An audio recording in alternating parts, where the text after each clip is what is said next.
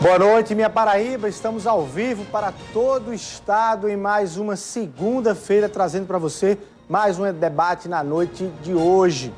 O empreendedor brasileiro entrou o ano de 2020 cheio de expectativas da retomada da economia. Quando os sinais de retorno ao crescimento começavam a animar até os mais pessimistas, veio algo que ninguém esperava: o coronavírus. Aí todo mundo fechou as portas. Passados os meses mais pesados, veio aí o momento da reabertura, do reinício. Uma sensação de que todo mundo está começando do zero, reaprendendo a faturar. E aí, como é que está sendo esse recomeço para as empresas? Em quanto tempo elas esperam se recuperar? Em quanto tempo elas estarão oferecendo vagas de empregos para você que aguarda uma oportunidade? Para saber disso, reunimos um importante conjunto de empresas que atuam aqui na Paraíba, que estão enfrentando o desafio da reabertura de suas atividades nesse momento de pós-quarentena, porque a pandemia não terminou. Diretores e representantes da construtora Massai, da Rede Nord, administradora de hotéis, da Faculdade Três Marias e ainda especialistas em vendas e negócios estarão conosco hoje aqui para debater esse tema. Gostou? Então fica ligado que o Frente a Frente começa agora.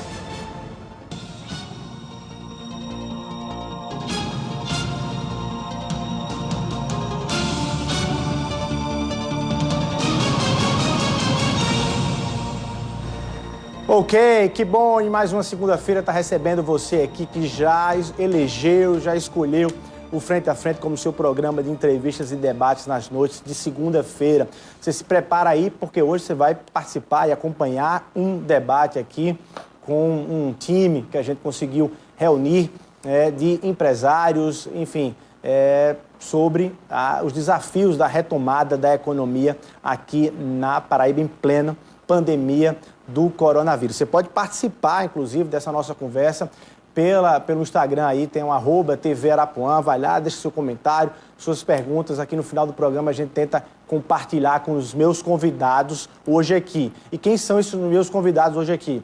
Primeiro deles, Daniel Rodrigues, ele que é CEO, que é diretor da Rede Nord de hotéis aqui na Paraíba, com vários hotéis aqui no estado da Paraíba. Estou aqui também com Alisson Nunes, ele que é diretor-presidente da construtora Massai, que tem 24 anos aí de atuação no mercado. Estou com Emília Pimenta, ela que é diretora também da Faculdade Três Marias, com atuação aqui na Paraíba, e estou com Alberto Marinho, ele que é especialista em vendas e negócios, vai participar e contribuir com esse debate também. E você, claro, telespectador da TV Arapuã, acompanhando conosco. Deixa eu cumprimentar aqui meus convidados e dar uma boa noite aqui. Daniel, boa noite, obrigado pela sua presença aqui no Frente a Frente. Boa noite, Luiz, é um prazer estar aqui debatendo sobre esse novo cenário aqui na TV Arapuã. Boa noite, Alisson, Emília, Alberto. Espero que o debate seja um debate que traga crescimento para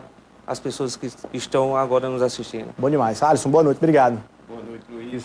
Satisfação estar aqui no Frente a Frente, com essa equipe aqui que você selecionou tão bem para a gente debater esse novo momento aqui que estamos vivendo. Bom demais. Emília, boa noite, obrigado. Boa noite. Agradeço a gente, enquanto Centro Educacional Três Marias, na Faculdade Três Marias do Colégio Algoritmo, que fica feliz de estar participando aqui da discussão juntamente com vocês. Bom demais. Alberto, muito obrigado, querido. Eu que agradeço, Luiz, o convite. Vai ser uma noite muito enriquecedora. Falar sobre negócio, sobre mercado é algo fundamental. Bom, vamos lá. Para a gente começar, então, conta um pouco. Eu queria que vocês contassem um pouco aqui da história da empresa de cada um de vocês, só para o telespectador em casa ter uma noção de quem é que vai conversar com a gente hoje. Daniel, fala um pouco sobre o Nord, conta um pouco da história do Nord aqui, para a gente se situar em relação à empresa e o tamanho dela de atuação aqui na Paraíba. Enfim, Luiz, a Nord Hotéis é uma empresa especializada em administrar hotéis, tá certo, de terceiros e flats. Nós atuamos no mercado há 17 anos. Somos aqui de João Pessoa. Para você que pensa que a Nord é de fora, a Nord... Eu achei que era da Finlândia, viu? A Nord é aqui de João Pessoa. Nascemos aqui em João Pessoa e, graças a Deus, estamos rompendo fronteiras agora, abrindo hotéis no estado do Ceará, com propostas de fechamentos em Pernambuco e no Rio Grande do Norte. Aqui vocês têm quantos hotéis na Paraíba? Na Paraíba nós temos 10 hotéis e nós estamos abrindo os dois hotéis fora da Paraíba, na cidade de Juazeiro do Norte, no Ceará, no Cariri do Ceará e na cidade de Fortaleza. Muito bom. Alisson, conta um pouco da história da Massai, 24 anos aí no mercado, uma das 100 maiores empresas do ramo e no segmento, né? Verdade. Também a Massai é uma empresa paraibana, fundada em 96. Iniciamos nosso trabalho aqui, mais precisamente na cidade de Cabedelo, Intermares, foram os nossos primeiros empreendimentos.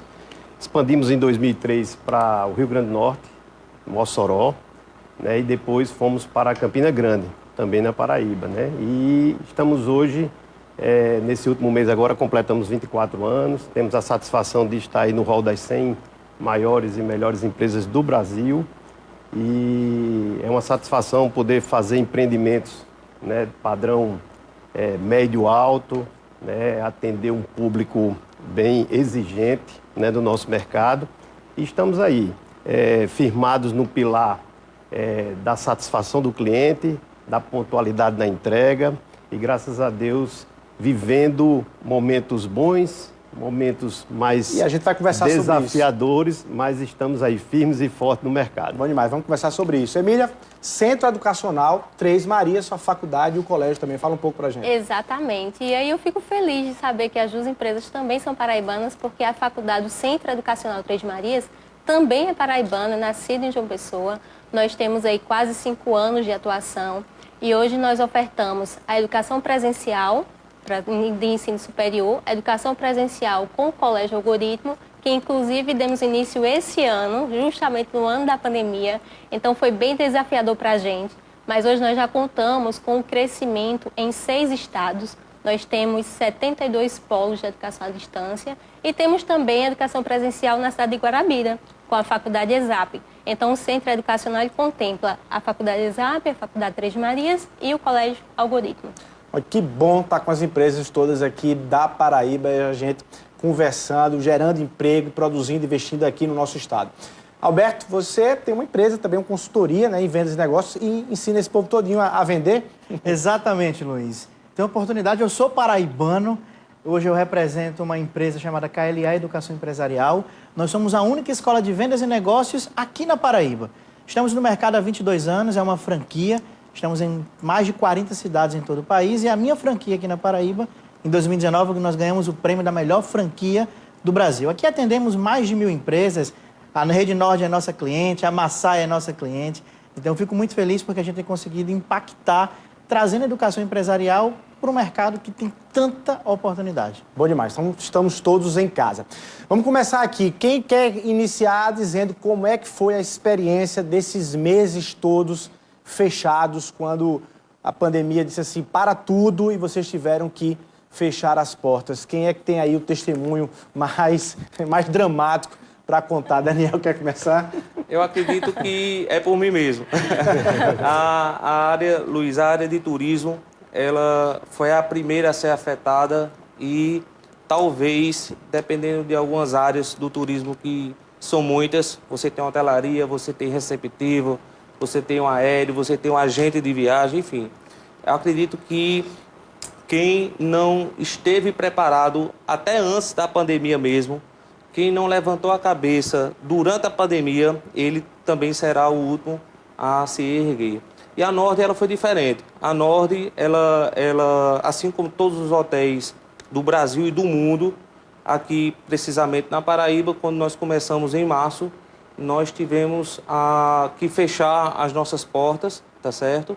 Mas desde a primeira semana que os hotéis estavam fechados, nossa equipe comercial, a nossa equipe de venda, a nossa equipe de marketing, trabalhou muito, mas trabalhou muito para que o turista, os agentes, o turista, o cliente final, ele não esquecesse do destino João Pessoa.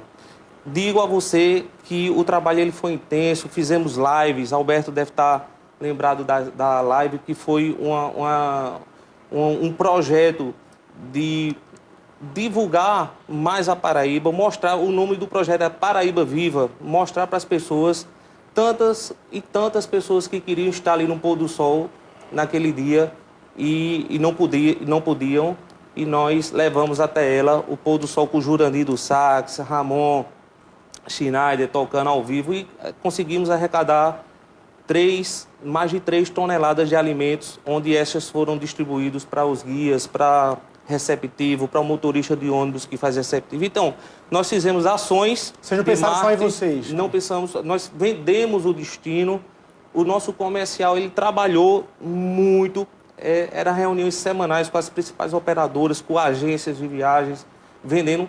Tanto é que nessa retomada, que nós abrimos 80% das nossas unidades em agosto, abrimos com a perspectiva de ocupação batendo com os apartamentos que nós disponibilizamos para as vendas.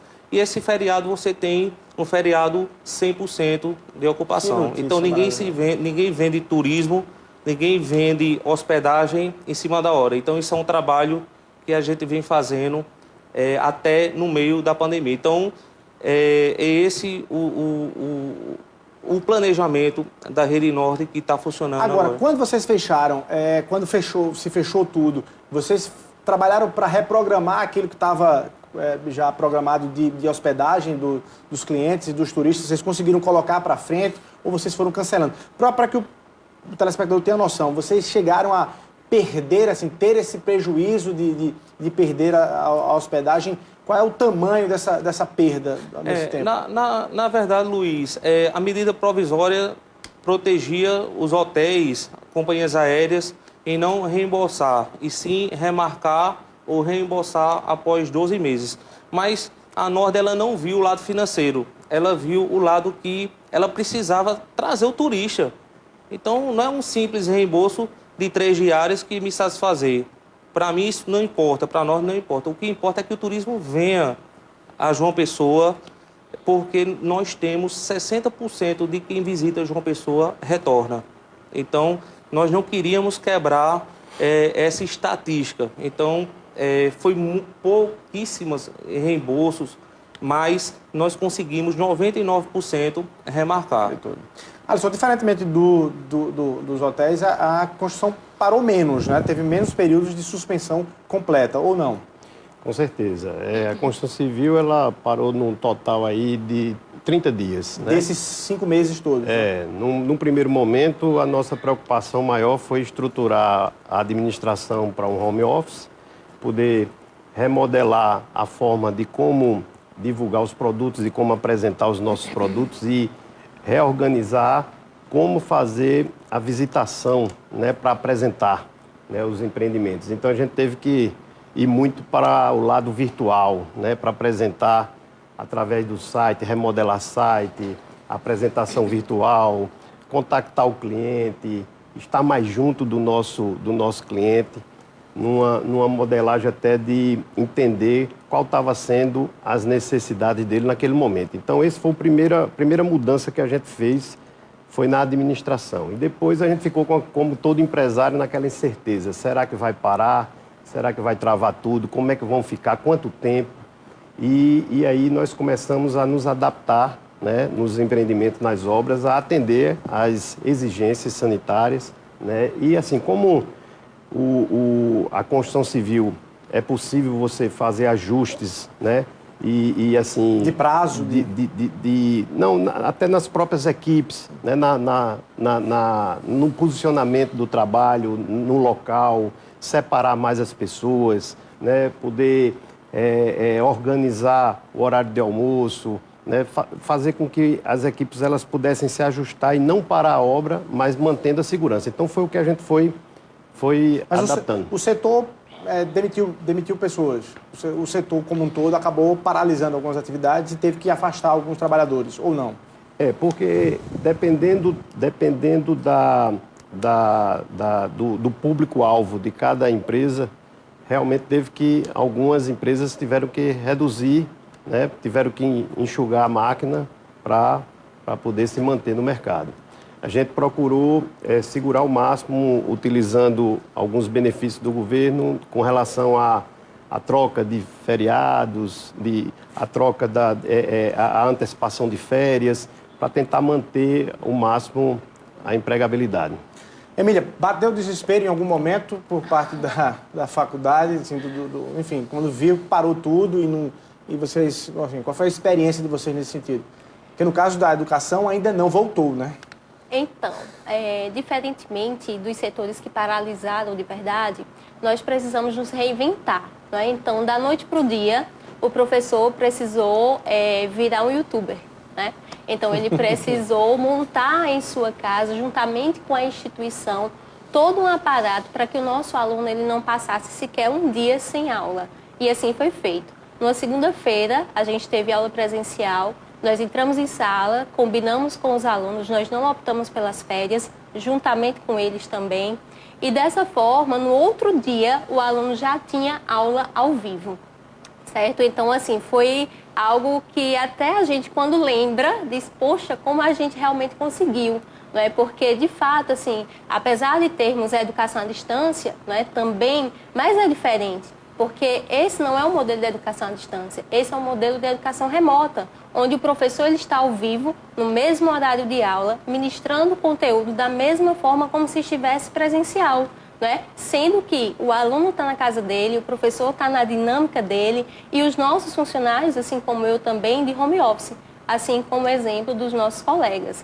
Então, assim, para a gente foi uma experiência bastante impactante. Primeiro porque o aluno que escolhe o presencial é justamente que ele quer o contato com o professor, né? Que ele quer aquela dinâmica. E de uma hora para outra ele precisou também se reinventar, ele precisou encontrar um espaço dentro da casa dele também para absorver aquele conteúdo. Então a gente não parou nenhum minuto.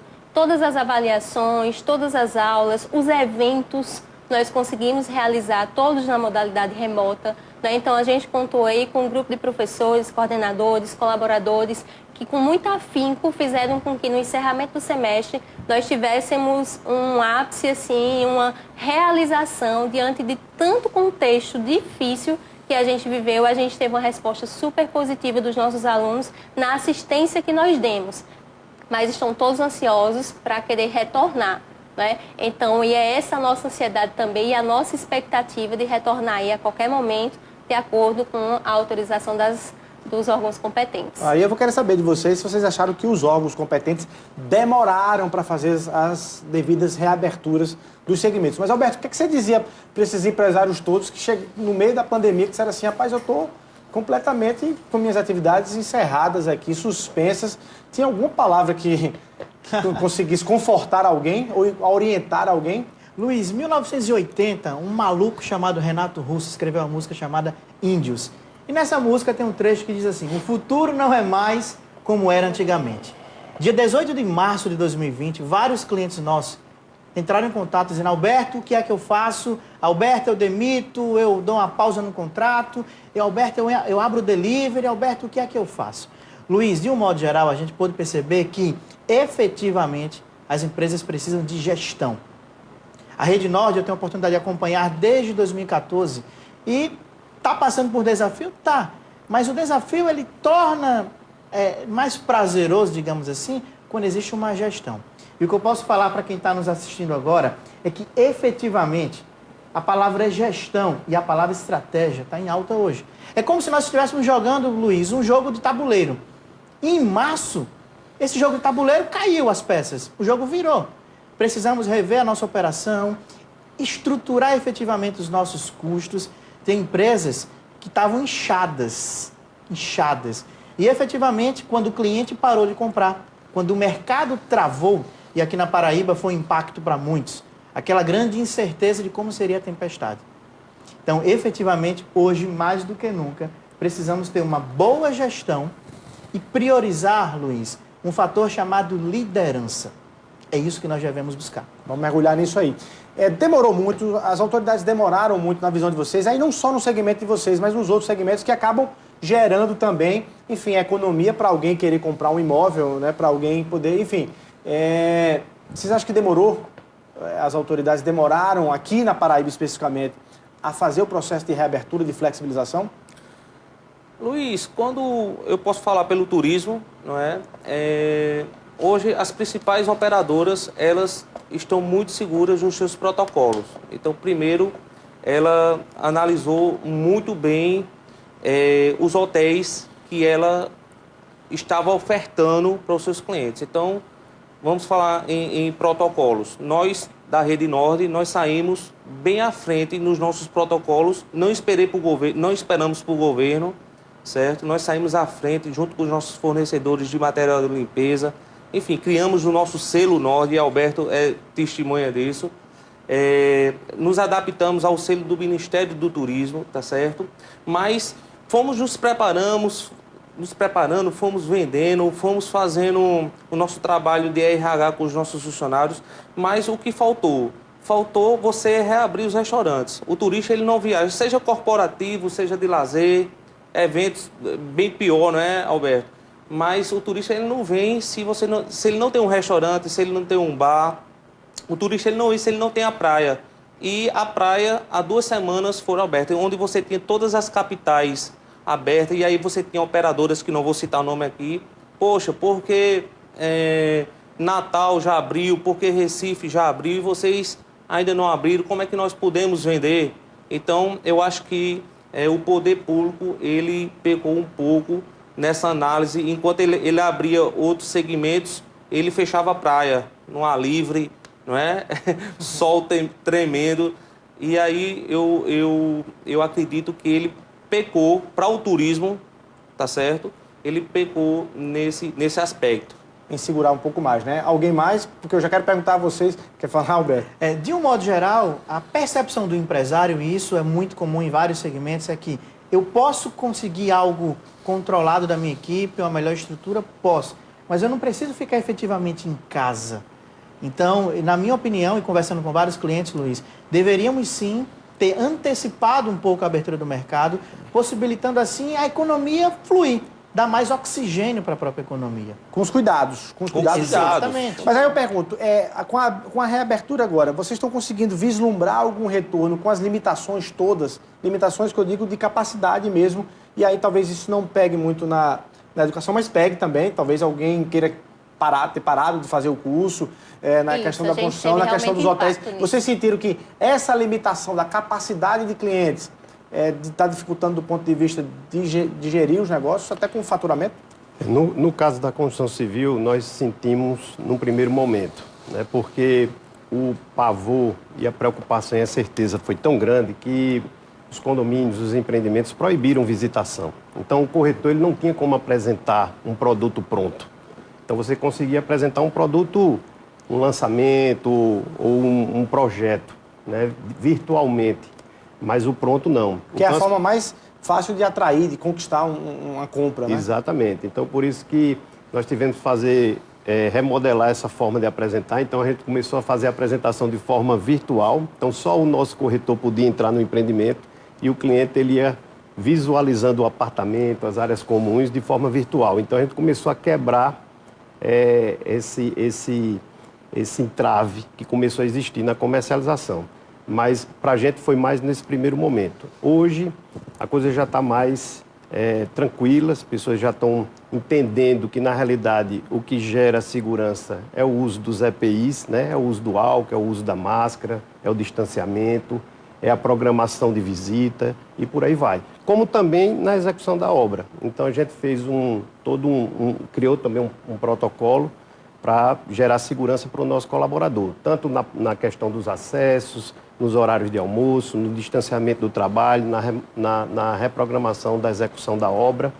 E no primeiro momento, essa incerteza de quando iríamos voltar ao normal, voltar a trabalhar, nos preocupava muito, porque nós temos empreendimentos com um prazo de obra mais alongado, mas tínhamos empreendimentos para entregar agora, né? Então, essa parada que, no caso da construção civil, foi pequena, né, em comparação aos outros setores, ao turismo, nos preocupou bastante, né? E realmente trouxe uma necessidade de um replanejamento e de um adiamento no prazo correspondente ao que foi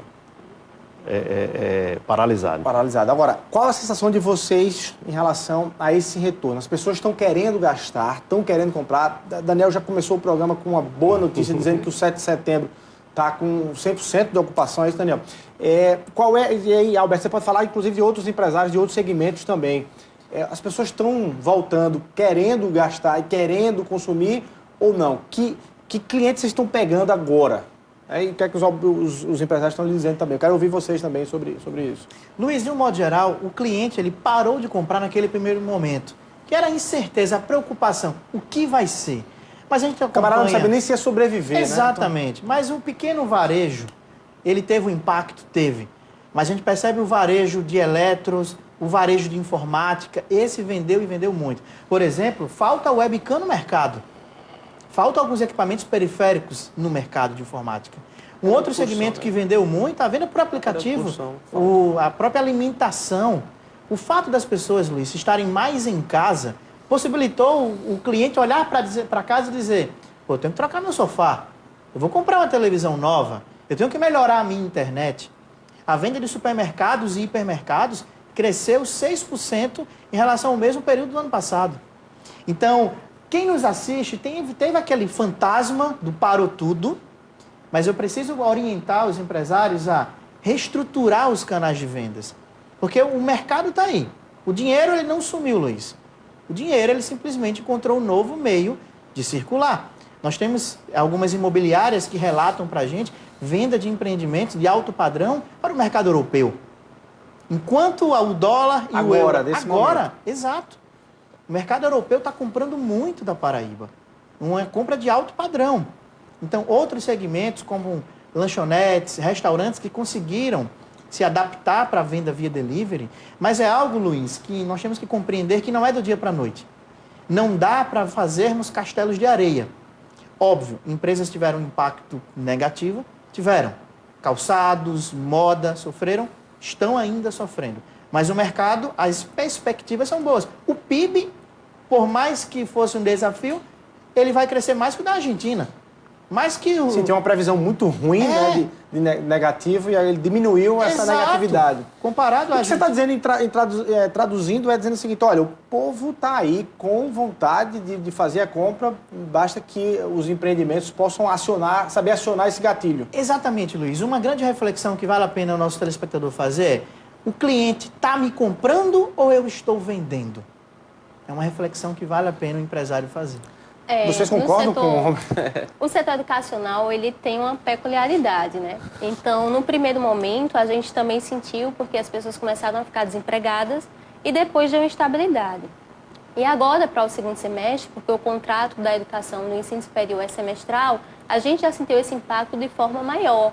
Não é? Por quê? Porque eles estavam na expectativa que a gente já pudesse voltar, mesmo que fosse aí com 25%, 30% da capacidade que a faculdade tem, mas ainda não voltou. Então, isso gerou um impacto negativo. Não é? E a educação superior é um dos itens que, muitas vezes, na hora de você escolher suas prioridades, erroneamente, a gente já peca pela educação. Né? Ao contrário de grandes países, onde a gente vê que a educação, o empreendedorismo é o caminho da saída justamente das crises. Mas é uma realidade que, principalmente aqui na Paraíba, né, região Nordeste, enfim, ela assola mais. Então, assim, a gente sentiu esse impacto muito forte agora no final também. Né? Então, por isso essa nossa expectativa, por isso que nós já nos programamos bem antes de sair qualquer outro protocolo, até porque o ensino superior, a gente tanto pega os protocolos do Ministério da Educação, quanto os protocolos do Ministério da Saúde, quanto também do governo do Estado e município. Então, a gente não consegue funcionar de uma forma só. Né? A gente tem que pegar Depende todo de um sistema Depende de funcionando. todos para que a gente possa voltar. Mesmo assim, nós já estamos aí com tudo preparado. Então, o aluno que ele quiser continuar em casa por necessidades pessoais, ele vai poder continuar assim que for possível, né, a liberação por meio do Estado. Né? E o aluno que ele quiser voltar, até porque ele se sente mais confortável com a educação presencial, ele vai voltar. Então, a faculdade já preparou toda essa estrutura e a gente está aí nessa ansiedade de retorno. Então, é um pouquinho atípico, né, com relação a outros setores da economia. Então, vocês tiveram fechamento de matrícula? Nós tivemos um impacto negativo em relação a isso. Mas já estão sentindo retorno de algumas matrículas ou ainda não? O retorno das matrículas, ele se dá mais no próximo semestre, né? Apesar de que a gente ainda está com matrículas abertas, né? Mas a gente sente que em relação aos outros anos, isso deu uma queda considerável, né? Então, assim, é um setor que, graças a Deus, assim, na nossa instituição, a gente não demitiu ninguém, todos os professores trabalhando normalmente, mas a gente teve esse impacto e se a gente conseguisse retornar, a gente teria, assim, como sustentar esse nosso aluno, porque é aquele aluno que ele é típico da educação presencial. Alisson, Daniel. Bom, na indústria da construção, como você bem falou, a gente começou o ano muito otimista, né? Estávamos sentindo aí realmente que o mercado tinha tudo para crescer bastante esse ano. Mas a gente tem que lembrar que a gente vem de um período de 5 anos de crise na construção, né? Na economia como um todo, mas a construção civil foi bem atingida. Então, o que eu entendo é que lançamentos foram retardados, né? Nós, inclusive, retardamos lançamentos que vão sair agora, por meio em novembro, dezembro. E as pessoas estão entendendo que esse é o melhor momento para investir no mercado imobiliário, para comprar sua casa, né? Por quê? Também motivados pela baixa dos juros, né? Então, as pessoas não estão mais... O Brasil está deixando de ser aquele país do rentista, daquele que coloca o dinheiro no banco, não emprega ninguém, não produz nada, mas ele ganha dinheiro com isso. Então, as pessoas estão começando a voltar a investir no mercado imobiliário, adquirir seu apartamento, sua casa, trocar de um apartamento melhor para um maior, sair de um apartamento talvez grande para um condomínio de casas, porque está entendendo também, em função de tudo que vivenciou, que qualidade de vida, morar bem, ter conforto, né, é importante. Então, a gente tem visto um aumento, né, nas vendas, graças a Deus, nesses últimos meses. Temos, inclusive, um caso de um empreendimento onde nós tínhamos ainda 30% dele para vender e semana passada foi vendido o último apartamento desse empreendimento, motivado também com a questão da baixa dos juros, né? Muito bom também. Ajudou bastante. Um bom sinal também. Luiz, no turismo nós temos vários perfis de clientes, né? Nós temos o turista de lazer, nós temos o turista de negócios, que é o turismo corporativo, e o turismo de eventos. Esse último, e aí Alberto, como meu cliente, ele entende perfeitamente que ele ainda vai demorar um pouco por causa da aglomeração, né? O protocolo ele é mais difícil e das pessoas até entenderem que podem participar de tal evento. O corporativo ele vai demorar também mais um pouco do que o lazer. O lazer você se ramifica, você tem o turismo de lazer internacional, onde nós tínhamos um voo semanal, né, que fazia João Pessoa Argentina João Pessoa todos os sábados. Está suspenso. Esse aí está suspenso. Nós tínhamos, antes da pandemia, 18 voos diários de João Pessoa, hoje nós temos 10, muito enxuto. O negócio está, então assim, e as pessoas ainda vão ter um pouco de receio de pegar um avião, né? Então, aquele medo de estar com alguém do seu lado, enfim, de trazer sua família nesse voo. E o que é que nós estamos confirmando agora o que foi planejado? Que o turismo regional ele seria o turismo que iria desenvolver melhor. Seria a alternativa. Alternativa até psicológica, Luiz. Imagine você 3 meses, 4 meses trancado em casa.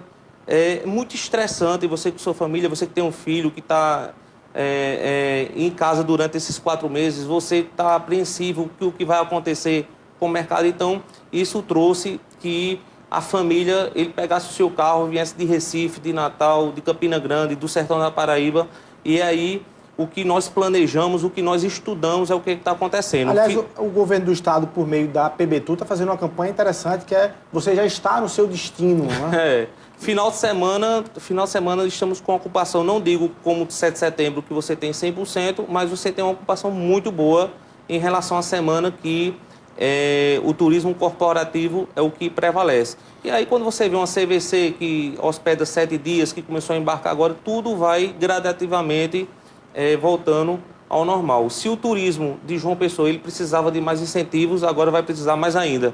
Agora, vocês trabalham com a perspectiva de que no final do ano, por exemplo, não tem Réveillon, não tem festa, não tem evento na orla. Vocês trabalham com essa perspectiva e acham que, enfim, já encontraram soluções para vender mesmo sem isso? Luiz, eu acredito que a festa do Réveillon, ela hoje não é um atrativo para João Pessoa. Eu acredito que o turismo que vem para João Pessoa, carnaval, o turista que vem para João Pessoa, ele não vem para brincar carnaval, ele vem para descansar. Então, se você vê uma festa de Réveillon ali no Buxão Mandaré, quem está ali naquela festa? São as pessoas de João Pessoa. Então, para o turismo local, tá certo? O que prevalece é uma cidade limpa, é uma cidade calma, é uma cidade ainda calma, né? Relativo a outras capitais. Então, tudo que nós planejamos, nós estamos agora confirmando e, se Deus quiser, gradativamente, as coisas vão voltando ao normal. Bom, por falar nesse voltando ao normal, uma pergunta que me inquieta e a resposta me assusta, as respostas têm me assustado. Quando é que vocês, cada um nos seus segmentos, e aí Alberto pode falar no geral de outros segmentos também, acham que podem recuperar aquilo que perdeu? Eu já ouvi empresário falando em 5 anos, em 10 anos, é isso mesmo ou não? O prejuízo que se tomou ao longo desses meses todos, esse tempo todinho para se recuperar ou não? Como é que vocês estão prevendo isso? Luiz, no turismo, a época da pandemia, né, para o turismo, por mais que a expectativa do trade de turismo é que o ano de 2020 seria bem melhor do que 2019 para o turismo no lazer.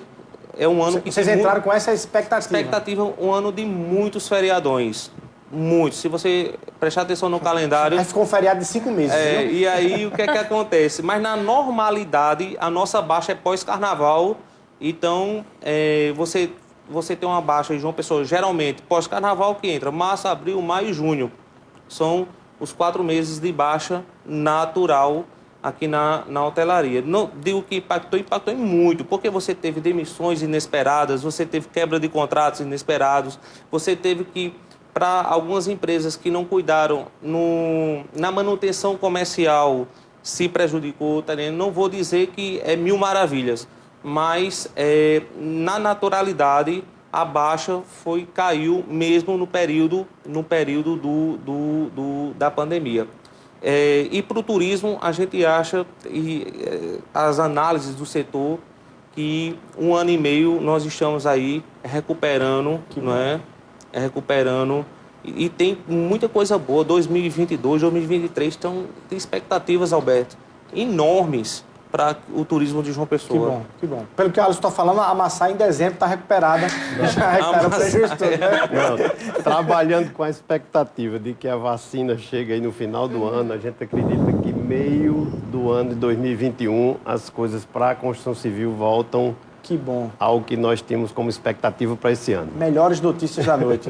Alberto e Emília querem complementar aqui? A gente acredita que 2022 seja o ano que realmente a gente vai voltar a matricular da forma como a gente vinha e com crescimento, né? Até porque 2021 ainda vai ter um pouco de reflexo, mas 2022 a gente acredita que vai estar estabilizado. Nesse sentido de matricular. Mesmo assim, são perspectivas boas, né? E próximas. É isso mesmo, Luiz, ouvindo esses relatos, me faz pensar o seguinte: o problema não é o problema. O problema é o que fazer para resolvermos o problema. Não adianta o empresário jogar para o Covid, jogar para a pandemia. O problema que é dele. Tá, 2021 vai chegar e muitos irão continuar reclamando. Então, é por isso que eu alerto muito, Luiz, o fator gestão. Fluxo de caixa, custos, lucratividade. Não adianta fazermos uma projeção, traçarmos um caminho. Mais importante que a meta, Luiz, é sabermos quais estratégias nós iremos utilizar para atingir a meta. Então, o empresário é atento ao seu negócio, o empresário é motivado para gerar recursos, mas ele esquece, na grande maioria das vezes, de investir no fator intelectual. Tá, 2021 a expectativa do mercado voltar a acelerar. 2022, entre aspas, poderemos ter algo que parece com o início de 2020.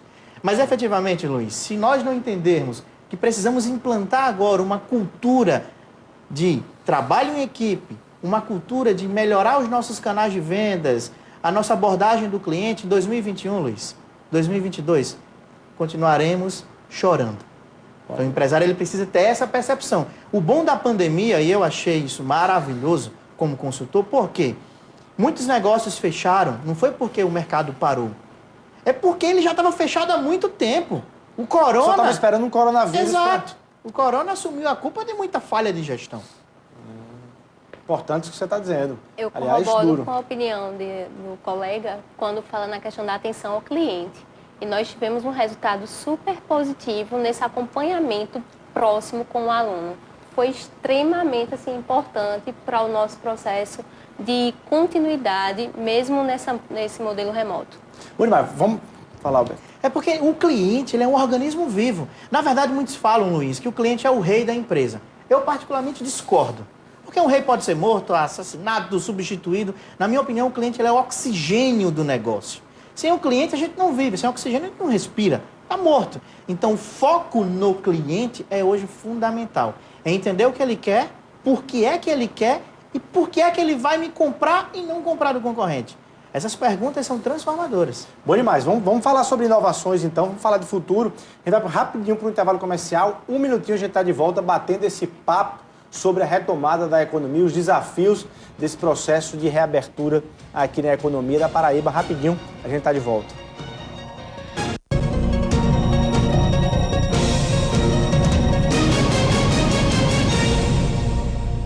Tá na dúvida